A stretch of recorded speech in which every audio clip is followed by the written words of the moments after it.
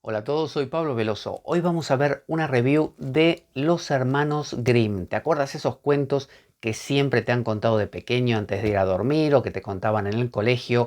Estos cuentos clásicos que oímos una y otra vez. Bueno, en este libro grueso de letra azul, vaya a saber por qué, vamos a tener estos cuentos sin edulcorar, o sea, los originales, aquellos cuentos que eran contados así, con esa intensidad, con esa dureza a veces, que son los reservorios de toda nuestra mitología occidental. En estos cuentos están contados de padres a hijos, de abuelas a nietos.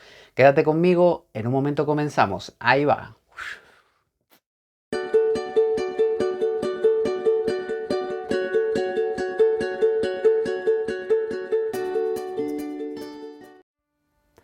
Tengo ahora aquí los cuentos de los hermanos Grimm. Los hermanos Grimm son los cuentos más clásicos, son esos con los que uno ha crecido, que ha visto en dibujos animados, en películas, en el cine.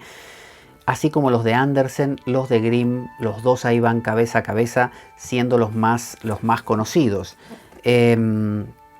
Aquí nos cuenta un poquito una reseña, son los cuentos de hadas clásicos. Grimm, quería mirar un poco dónde había nacido, que no me acordaba. Dice, nacieron en el seno de una familia de la burguesía intelectual alemana, los hermanos Grimm. Así que, ¿qué tiene de interesante esta versión que les presento? Bueno, por empezar tiene todos los cuentos, todos. Hay algo que es incómodo, que es cuando uno, por ejemplo, quiere comprar cuentos de hadas y te vienen 10 cuentos de hadas de Grimm, 4 cuentos de Grimm, 7 cuentos de Grimm, y uno dice, ¿cómo hago para tenerlos todos?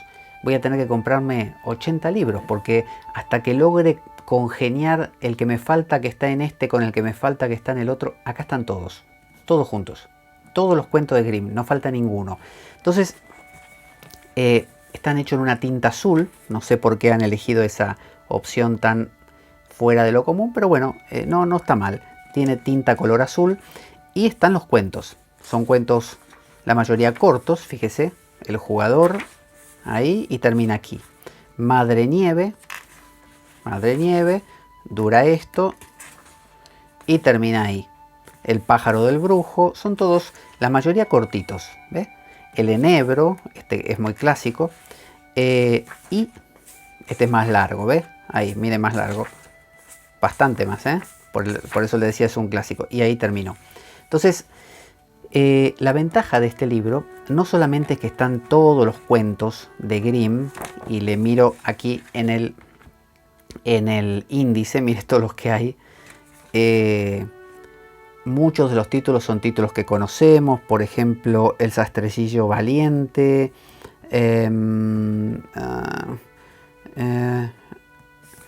Pulgarcito, a ver qué más. Habrá algunos que yo no los conozco, pero en realidad son conocidos. La Cenicienta, fíjese. ¿Qué más tenemos? El enebro que le decía.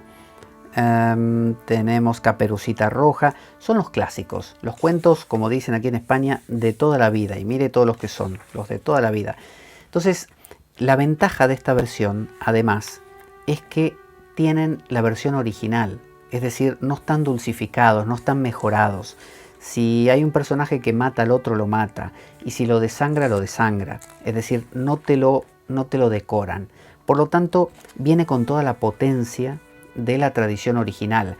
A mí me gusta mucho el tema de los cuentos de hadas porque en realidad lo que te trasladan o lo que te traducen es la sabiduría que otrora o antiguamente era la sabiduría de la filosofía griega, de la mitología, por ejemplo, griega y romana.